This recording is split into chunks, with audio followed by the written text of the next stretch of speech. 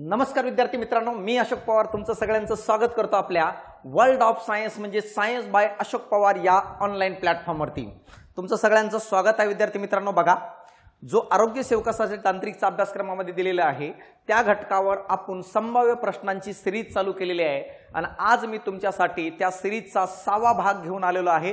अपेक्षा करतो की तुम्हाला सर्व भाग आवडत असेल। पाठीमागे 5 भाग झालेले ते 5ही लेक्चर तुम्ही बघून घ्या। याचा फायदा तुम्हाला येणाऱ्या काळात होणारी जी परीक्षा आहे आरोग्य सेवकाची त्याला 100% होणार आहे। तर आजचा 6वा भाग आहे। हा भाग जर बघितलं तर कोणत्या टॉपिकवर आहे तर टॉपिकचं नाव आहे पेशी विज्ञान। कळलं का? पेशी विज्ञान, ज्याला इंग्रजीतून आपण सेल्युलर बायोलॉजी म्हणत असतो।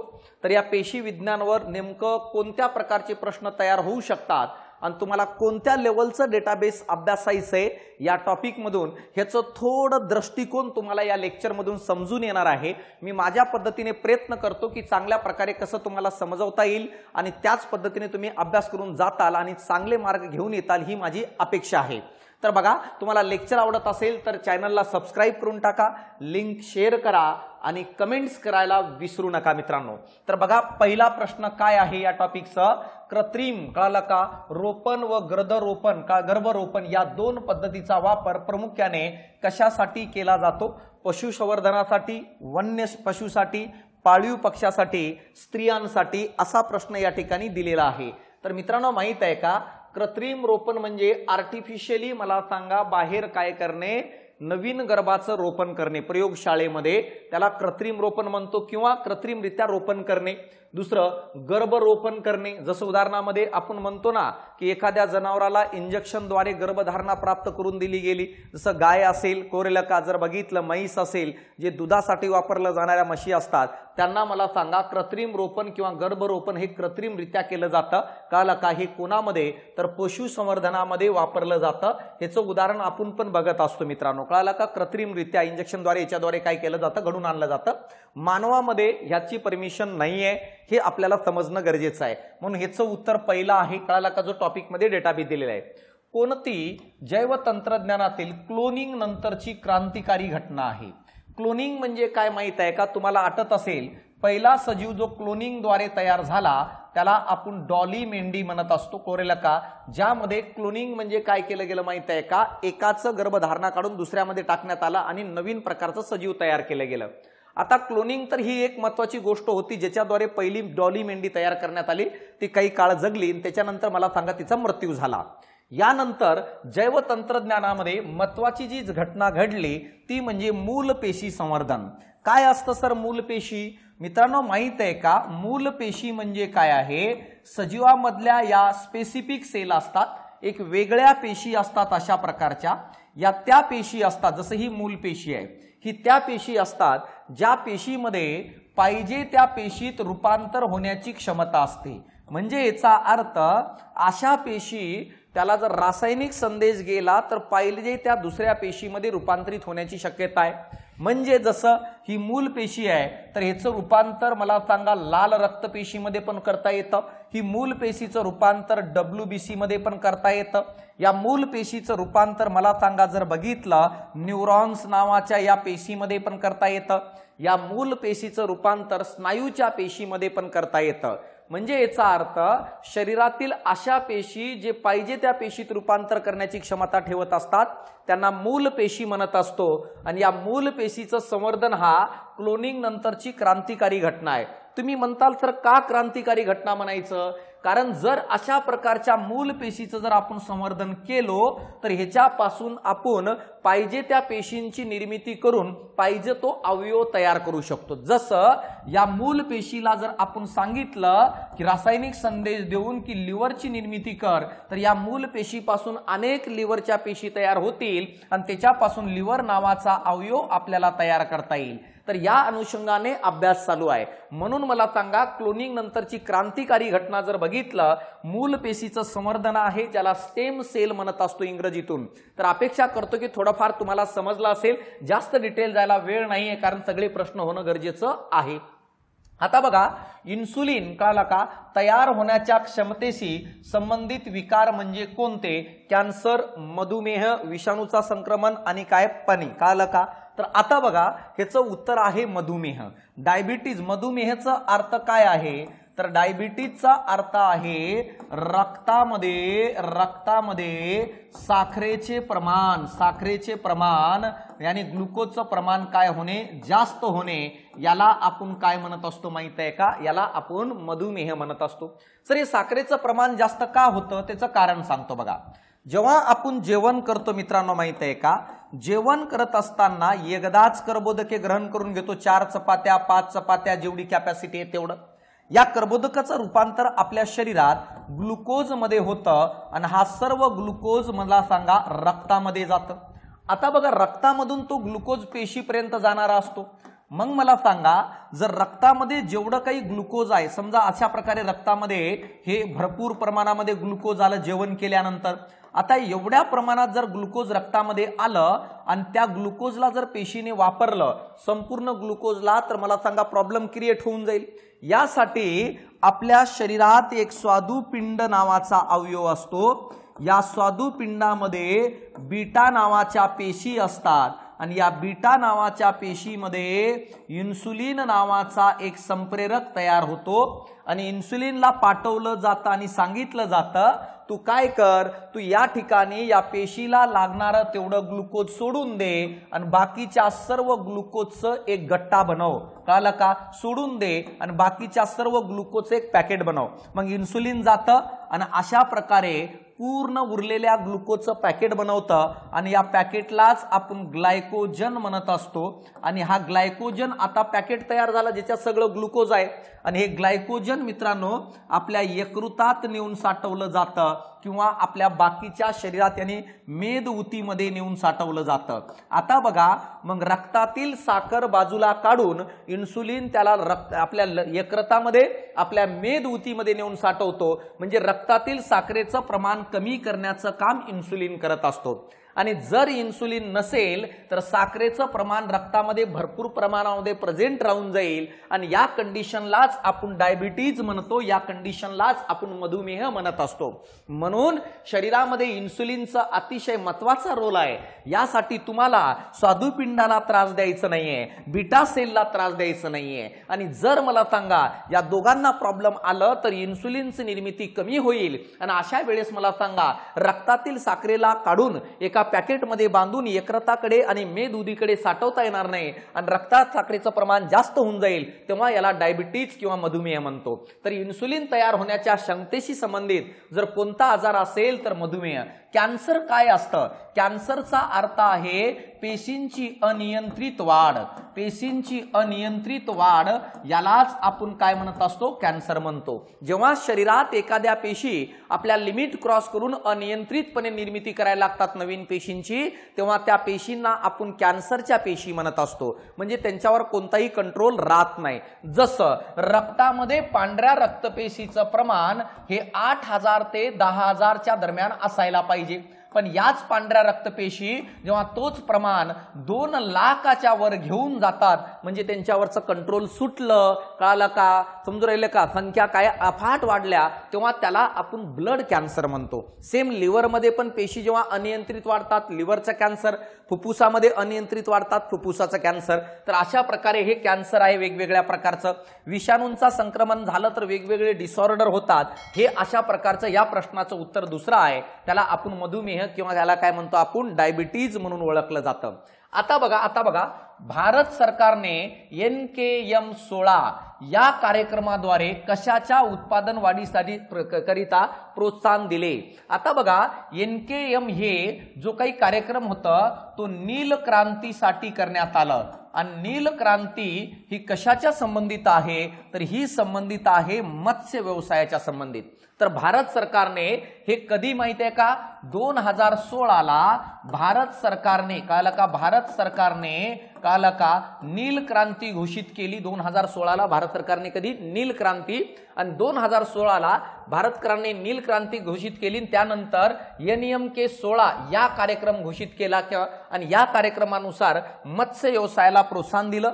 या कार्यक्रमानुसार मला सांगा जर बघितलं 50% ते 100% भारत सरकारने अनुदान दिलं मित्रांनो। तर अशा प्रकारे NKM16 हा कार्यक्रम कशाच्या संबंधित आहे? नील क्रांतीच्या संबंधित म्हणजे मत्स्य व्यवसायाच्या संबंधित आहे, मासेमारीच्या संबंधित आहे आणि यासाठी भारत सरकारने भारताचं मासेमारीचं उत्पादन वाढावं, निर्यात वाढावी म्हणून प्रोत्साहन दिलेलं। तर हे एवढं लक्षात ठेवा। काय आहे? मधुमक्षिका पालन पण केलं जातं, कळालं का? मधासाठी रेशीम उद्योग, कळालं? गांडूळ खत हे वापरलं जातं सेंद्रिय शेतीमध्ये, कोरेलं? यानंतर बघा पुढचं पार्ट जर बघितलं तर काय असणार आहे? मूल पेशीच्या अंगी असलेल्या गुणधर्माला काय म्हणतात? आता मूल पेशी म्हणजे मी तुम्हाला थोड्या वेळाखाली सांगितलं होतं, मूल पेशी ज्याला आपण काय म्हणतो? Stem cell. तर मूल पेशीच्या अंगी असणाऱ्या गुणधर्माला काय म्हणतात? तर मूल पेशी म्हणजे काय? पाहिजे त्या पेशीत रूपांतर होण्याची क्षमता, पाहिजेच्या पेशीत रूपांतर होण्याची क्षमता। जसं मी तुम्हाला उदाहरण सांगतो, चिखलाचा एक गोळा आहे, तर त्या चिखल्याच्या गोळ्याला आपण पाहिजे ती मूर्ती धारण करायला सांगू शकतो, त्याच्यापासून आपण हत्ती बनवू शकतो, त्याच्यापासून आपण घोडा बनवू शकतो, त्याच्यापासून आपण कुत्रा बनवू शकतो, त्याच्यापासून आपण मांजर बनवू शकतो, चिमणी बनवू शकतो। म्हणजे चिखलाच्या गोळ्यापासून, ओला गोळ्यापासून पाहिजे ती आकृती निर्माण करता येते। सेम तशाच प्रकारचे शरीरात अशा काही पेशी असतात ज्यांच्यापासून पाहिजे त्या पेशीत, पाहिजे त्या अवयवात रूपांतर करता येतं। अशा पेशीला मूल पेशी, स्टेम सेल म्हणतात आणि पाहिजे त्या पेशीत रूपांतर होण्याच्या गुणधर्माला बहुविधता म्हणून ओळखलं जातं। याला प्लुरोपोटेन्सी म्हणून ओळखत असतो आपण। तर प्लुरोपोटेन्सी म्हणजे बहुविधता, म्हणजे पाहिजे त्या पेशीत रूपांतर होण्याची क्षमता, आणि अशी फक्त स्टेम सेल यानी मूल पेशीच्या अंगी असते, हे आपल्याला समजणं गरजेचं आहे। तर बघा विद्यार्थी मित्रांनो, माहित आहे का, आरोग्य सेवक जिल्हा भरती पुरुष गटासाठी ही आपली बॅच चालू आहे। ज्याला नवीन अभ्यासक्रम अवघड वाटतंय, माझ्या म्हणण्यानुसार रिस्क घेऊ नका मित्रांनो, कोरेलं का? रिस्क घेऊ नका म्हणजे काय? करतायच ना, मी असं नाही म्हणत की माझंच क्लास जॉईन करा। जर तुम्हाला अवघड जात असेल तर कोणाचाही क्लास जॉईन करा, पण प्रॉब्लेम सॉल्व्ह करून घ्या। आपली जी बॅच आहे त्याची फीस 699 रुपये ठेवली होती। विद्यार्थ्यांच्या मागणीनुसार त्याच्यावर आणखी 15% डिस्काउंट दिलेला आहे। डिस्काउंट प्राप्त करण्यासाठी तुम्हाला कुपन कोड आहे ARG, हा कुपन कोड वापरून तुम्ही बॅच जॉईन करू शकता। बॅच जॉईन करण्यासाठी सायन्स बाय अशोक पवार हे ॲप्लिकेशन डाउनलोड करा। डिस्क्रिप्शन बॉक्स मध्ये लिंक दिलेली आहे, तिथं दिलेला नंबरवर कॉल करू शकता, चौकशी करू शकता, काय विचारायचं ते विचारू शकता मित्रांनो। बॅच मध्ये जवळपास 30 ते 35 लेक्चर आहेत। या लेक्चर मध्ये जे 16 टॉपिक दिलेत तुम्हाला अभ्यासक्रमात, ते सगळे कव्हर केलेले चांगल्या पद्धतीने, आणि वरतून ही बॅच मला सांगा एक लेक्चर तुम्हाला 6 वेळेस पाहता येईल अशी व्यवस्था करण्यात आलेली आहे। म्हणजे याचा अर्थ, आणि व्हॅलिडिटी बॅच घेतल्यापासून 6 महिन्यापर्यंत आहे, कळलं का? तर यासाठी सगळं सिलेबस ऑलरेडी डिटेल घेतलेलं आहे, पूर्ण बॅच फुल आहे। तर आवर्जून तुम्ही पण या बॅचचा फायदा घेऊ शकता। डाउनलोड करा सायन्स बाय अशोक पवार हा ॲप्लिकेशन आणि बॅचचा फायदा तुम्ही उचलू शकता। बघा आता, गर्भधारणेनंतर 14व्या दिवसापासून पेशीच्या कोणत्या प्रक्रियेला सुरुवात होते, असा या ठिकाणी प्रश्न दिलेला आहे। कळलं का? गर्भधारणेपासून 14व्या दिवसापासून पेशीच्या कोणत्या प्रक्रियेला सुरुवात होते? वाढीला, विशेषीकरणाला, विकासाला, विभाजनाला। आता बघा मी तुम्हाला सांगतो गर्भधारणा म्हणजे काय असतं, कसं असतं ते मी व्यवस्थित सांगतो। बघा मला सांगा, समजा पुरुष, कळाला का, आणि हे स्त्री आहे। आता पुरुषामध्ये प्रजननात भाग घेणारा जो एक पेशी असते त्याला शुक्राणू पेशी म्हणतो, त्याला आपण स्पर्म म्हणतो मित्रांनो, स्पर्म म्हणतो, कळलं? आणि यानंतर स्त्रियामध्ये एग असतं, त्याला आपण अंडपेशी म्हणतो। या दोघांचं एकत्रीकरण होणे यालाच आपण फलन म्हणतो, यालाच आपण फर्टिलायझेशन म्हणतो।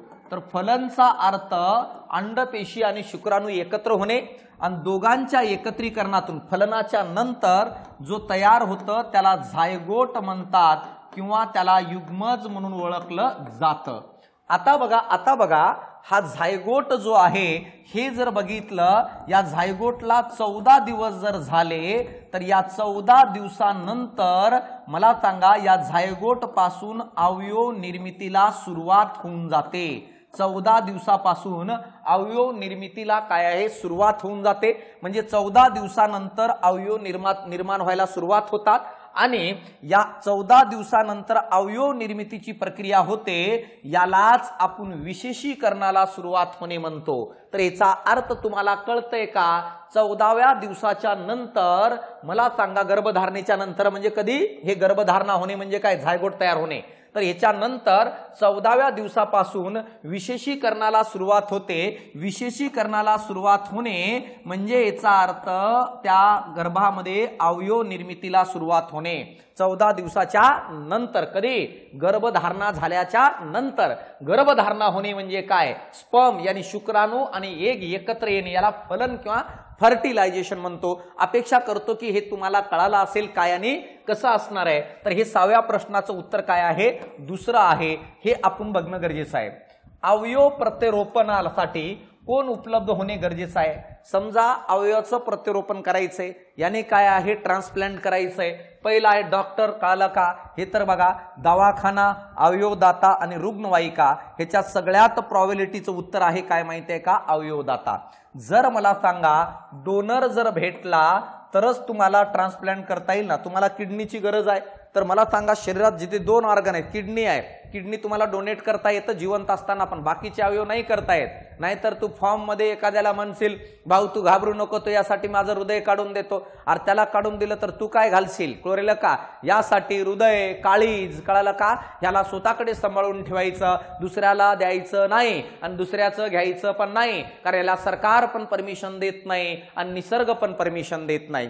तर या ठिकाणी बघा, जे काही बाकीचे अवयव दान करत असतो जसं किडनी वगैरे, यासाठी अवयवदाता हा काय आहे? आवश्यक असणं गरजेचं आहे, उपलब्ध असणं गरजेचं आहे। म्हणून मला सांगा ह्याचं उत्तर तिसरं आहे। अप्रॉक्सिमेटली प्रॉपर कोणतं आहे ते समजलं तर।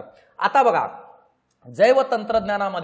जैवतंत्रज्ञाने कोणते घातक असलेले 20 कापसाच्या पानामध्ये आणि बोंडामध्ये तयार होऊ लागले? आता बघा, जेव्हा बायोटेक्नॉलॉजीचा वापर व्हायला लागलं, बायोटेक्नॉलॉजीचा अर्थ कळतंय का? ज्याला आपण जैवतंत्रज्ञान म्हणतो। जैवतंत्रज्ञानचा अर्थ समजतोय, जैवतंत्रज्ञान म्हणजे जेव्हा आपण जीवावर यानी लाईफवर तंत्रज्ञानाचा वापर करून त्याच्यात बदल करतो। जीवनावर, लाईफवर, सजीवावर तंत्रज्ञानाचा वापर करून जेव्हा त्याच्यात बदल करतो तेव्हा त्याला जैवतंत्रज्ञान म्हणतात। आता इथं प्रश्न असं विचारलंय, तर जैवतंत्रज्ञानामुळे घातक असलेले 20 कापसाच्या पानामध्ये आणि बोंडामध्ये तयार होऊ लागले। आता बघा, जर बघितलं बोंडाळीला, काळाला का टोळाला, चिमणीला, बेडकांना, ह्याचं उत्तर आहे बोंडाळीला। हा बोंडाळी जो आहे हे कापसाला खूप प्रॉब्लेम करत होती मित्रांनो। कापसाचं जे बोंड आहेत ना ते सगळं खाऊन टाकायची। मग बायोटेक्नॉलॉजीचा वापर करून काय केलं? बायोटेक्नॉलॉजीचा वापर करून मला सांगा, एक जीवाणू घेतलं, बॅसिलस थिरोंजेनेसिस, कळलं का? थिरोंजेनेसिस, कळलं का? थिरोंजेनेसिस हा काय आहे? बीटी म्हणतो आपण त्याला, बॅसिलस थिरोंजेनेसिस। हा जीवाणू घेतलं, या जीवाणूच्या शरीरातून एक रसायन काढलं, रसायन म्हणजे जनुक काढलं, आणि तो रसायनाचं नाव होतं क्राय। क्राय नावाचा रसायन हा अतिशय जास्त विषारी होता। मग काय केलं? बायोटेक्नॉलॉजीचा वापर करून बॅसिलस थिरोंजेनेसिस नावाच्या जीवाणूतून तो जनुक यानी तो जीन काढून टाकलो, जो जनुक मला सांगा हा क्राय नावाचा विषारी रसायन तयार करत होता। आणि हा जनुक मला सांगा कापसामध्ये टाकण्यात आलं, आणि जेव्हा कापसामध्ये हा जनुक टाकण्यात आलं तर मला सांगा या कापसामध्ये पण तो विषारी रसायन तयार व्हायला सुरुवात झालं। आणि जेव्हा कापसाच्या बोंडाला किंवा पानाला बोंडाळीने खाल्लं तेव्हा तो विषारी रसायन बोंडाळीच्या शरीरात गेलं आणि त्यानंतर ती बोंडाळी मरून गेली। या कारणामुळे बोंडाळीचा जो संसर्ग होत होता कापसावर तो कमी प्रमाणात झाला, म्हणून या प्रश्नाचं उत्तर आहे बोंडाळी। याच्या व्यतिरिक्त लक्षात ठेवा, कोणतं जीवाणू? तर बॅसिलस थिरोंजेनेसिस। कोणतं विषारी रसायन? तर क्राय। हे आपल्याला समजणं गरजेचं आहे, हे आपल्याला कळणं गरजेचं आहे। तर तो बोंडअळीला धोका देत होतं। जनुकीय पारेषित बटाटे खाल्ल्यामुळे कोणते जीवाणूमुळे होणाऱ्या रोगाविरुद्ध प्रतिकारशक्ती निर्माण होते? बघा, जर बघितलं लसचा वापर मला सांगा आपण पहिलेपासून करत आलो। आता लसीचा सगळ्यात पहिला जो जनरेशन होता, पहिली जी जनरेशन होती ज्यामध्ये आपण काय करायचो, एखादं जीवाणू किंवा विषाणूला कळाला का, विषाणूला अर्धवट मारायचो, कळाला का, अर्धवट मारणे, आणि अर्धवट मेलेल्या विषाणूला काय रे शरीरात टाकलं जायचं, कोरेल का, आणि शरीरात या अर्धवट मेलेल्या जीवाणूला बघून आपलं शरीर प्रतिकार क्षमता निर्माण करत होता आणि आपल्या शरीरात त्याच्या रिलेटेड इम्युनिटी तयार होत होती. तर पहिल्या जनरेशन मधील ह्या लसी होत्या की अर्धवट मारायचं जीवाणूला, अर्धवट मेलेल्या जीवाणूला शरीरात टाकून द्यायचं, अर्धवट मेलेल्या विषाणूला शरीरात टाकून द्यायचं, आणि त्यांच्या विरुद्ध आपल्या शरीरात प्रतिकार क्षमता निर्माण होत होती. फर्स्ट जनरेशन मधल्या लसी होत्या ज्या आपण वापरत होतो. पण ह्याचं डेंजरपणा काय होतं माहित आहे का, ह्याचं धोका हे होतं, ज्याला आपण अर्धवट मारून टाकत होतो आणि तो जर आतमध्ये जाऊन तंदुरुस्त झाला तर त्या रोगाचं लागण होऊन गेलं ना, आपलं त्या रोगाचं लागण होऊन जाईल आपल्याला. मग हा धोका होता. काही लोकांमध्ये अर्धवट जीवाणूला मारून टाकलं का, कारण की त्या अर्धवट जीवाणूला बघून आपलं शरीर काहीतरी औषध तयार करेल म्हणून. शरीराने तर औषध तयार केलं नाही, पण तो अर्धवट मेलेला होता, तो मध्ये जाऊन तंदुरुस्त झाला तर त्या शरीराला त्या जीवाणूची लागण होऊन जायची. हा धोका होता. नंतरचं सेकंड जनरेशन मध्ये काय केलं, डीएनएचा वापर केलं, डीएनएतला जीन काढून मला सांगा त्याच्या साहाय्याने लस तयार केली. मग हा धोका कमी झाला. हा का सेकंड जनरेशन आहे. आणि आता थर्ड जनरेशन मध्ये जी लस आहे काला का, ते बायोटेक्नॉलॉजीचा वापर करून मला सांगा फळांमध्ये टाकण्यात येत आहे. कारण तो फळ खाल्लं की त्याचं प्रमाण शरीरात जाईल. आणि ह्याचं जे एक उदाहरण आहे बटाटे. तर बटाट्यामध्ये मला सांगा काय आहे, बटाट्यामध्ये अशा प्रकारचे जनुकीय बदल केले की त्या जनुकीय बदलामुळे कॉलरा नावाच्या या रोगाच्या विरुद्ध लढण्याची प्रतिकार क्षमता त्या मानवामध्ये तयार होऊन जाते. कधी माहित आहे का, जर आपण जनुकीय पारेषित यानी काय रे जेनेटिकल मॉडिफाईड बटाटे जर खाल्लो, ज्याच्या जनुकत बदल करण्यात आलेला आहे, आणि ते बटाटे खाल्लो तर त्या बटाट्यामध्ये असणाऱ्या गुणधर्मामुळे आपल्या शरीरात कॉलराच्या विरुद्ध लढणाऱ्या कळाला का प्रतिकार क्षमता निर्माण होऊन जातात. आणि या कारणामुळं आपलं त्या कॉलरापासून संरक्षण होतं. हे थर्ड जनरेशन मधल्या लसी आहेत. म्हणजे इंजेक्शन मध्ये पण द्यायची गरज नाही, कळाला का, डायरेक्ट तोंडावाटे पण द्यायची गरज नाही. बटाटे खा तंदुरुस्त राहा, बटाटे खा तंदुरुस्त राहा. समजलं. त्याच्यावर आणखी काय रिसर्च चालू आहे, हळूहळू काय त्याच्यामध्ये पुढे होईल काही ना काही बदल. आता बघा पुढचा प्रश्न, कोणत्या जनुकीय उन्नत पिकामध्ये बोंडअळी नष्ट करण्याचे गुणधर्म आहेत? बीटी वांगे, गोल्डन राईस, बीटी कापूस, कळाला का, मका. तर मला सांगा बीटी कापूस ह्याच्यामध्ये बोंडअळी मला सांगा हे काय इन्फेक्शन करत होती, म्हणून मला सांगा याला बीटी कॉटन म्हणतो. बीटी कॉटन, बीटीचा अर्थ काय, बॅसिलस थ्रिंजिनोसिस, कळाला का, ह्याचं उत्तर हे आहे. बाकी बीटी वांग्यांमध्ये पण मला सांगा काय जेनेटिकली बदल करण्यात आलेला आहे, कळाला का, जनुकीय दृष्ट्या उन्नत आहे, कळाला का, बीटी वांगे. गोल्डन राईस मध्ये पण मला सांगा विटामिन ए चं प्रमाण वाढवण्यासाठी, जीवनसत्व अ चं प्रमाण वाढवण्यासाठी ह्याच्यात कॅरोटीनचं प्रमाण वाढवलं. या कारणामुळे गोल्डन राईस मध्ये विटामिन ए चं प्रमाण वाढलं. तर हे टोटली सगळे जेनेटिकली बदल केलेले काय मित्रांनो माहित आहे का पीक आहेत. कोणकोणते? बीटी वांगे, गोल्डन राईस. पण बोंडअळीचा संबंध आला तर त्याचा संबंध बीटी कापसाच्या रिलेटेड आहे.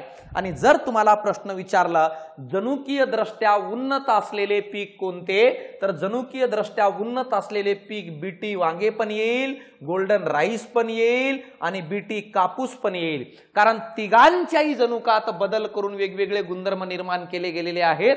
आणि त्याच्यापैकी बोंडअळीच्या संबंधित कोण असेल तर फक्त कापूस आहे.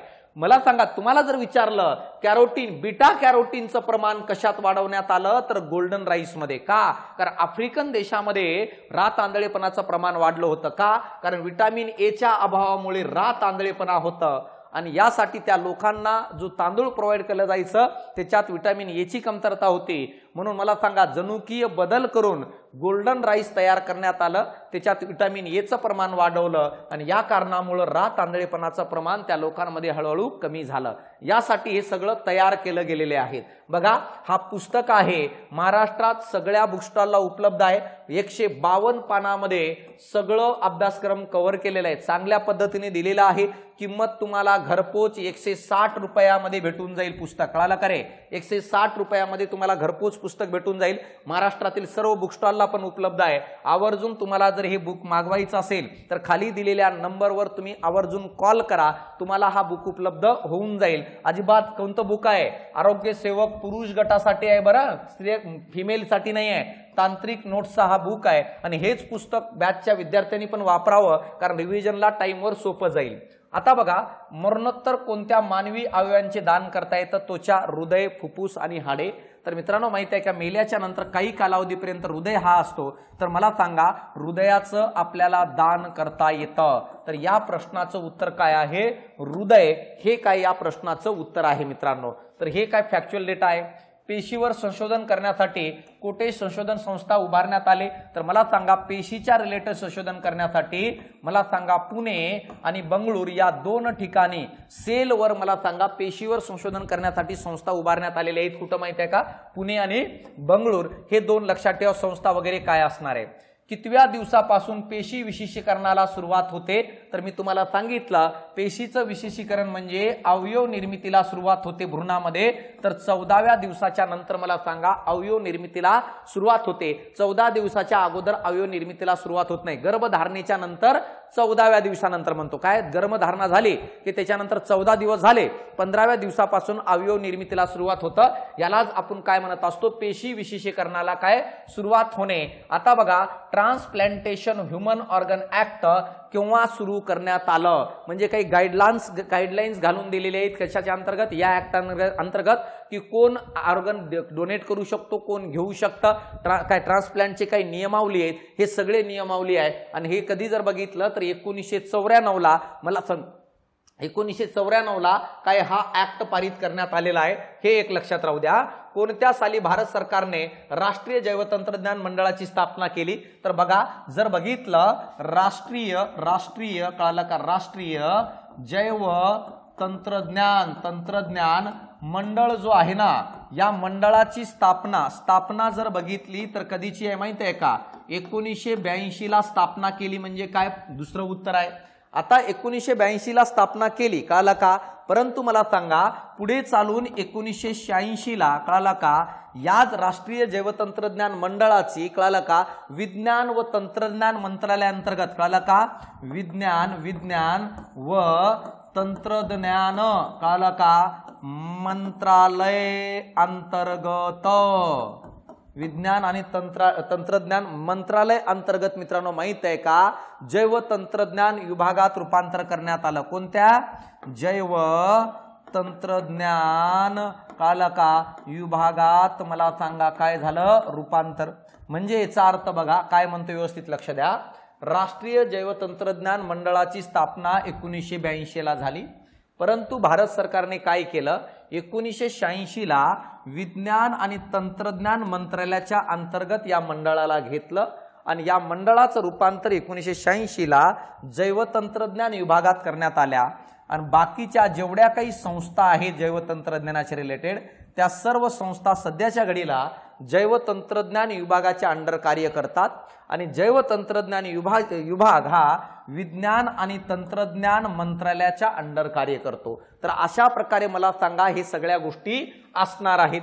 आता बघा ह्याच्यामध्ये एक पॉइंट सांगून देतो तुम्हाला की स्टेम सेल काय असतात.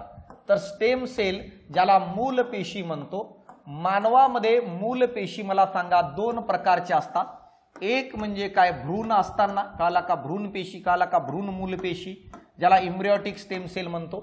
आणि दुसरं जर बघितलं वयस्क कळाला का वयस्क मूल पेशी किंवा त्याला प्रौढ मूल पेशी म्हणतो. भ्रूण म्हणजे काय भ्रूणात असताना असतात कळाला का. तर आता बघा हे कधी असतात माहिती आहे का भ्रूण मूल पेशी कधी असतात गर्भधारणेच्या व्यवस्थित लक्ष द्या गर्भधारणेच्या कळाला का 14व्या दिवसाच्या अगोदर 14व्या दिवसाच्या अगोदर जेवढ्या काही पेशी असतात ते सगळ्या भ्रूण मूल पेशी असतात आणि त्या स्टेम सेल असतात. म्हणजे त्यांच्यात पाहिजे त्या पेशीत रूपांतर होण्याची क्षमता असते. बघा कशी समजा अशा प्रकारे हा स्पर्म आहे जो पुरुषांमधून येतो. हा एग आहे जो महिलांमध्ये दोघांच्या एकत्रीकरणाला आपण फलन म्हणतो. हा तयार काय झालं झायगोट यालाच आपण काय म्हणत असतो माहिती आहे गर्भधारणा होणे. यालाच आपण काय म्हणतो गर्भधारणा होणे.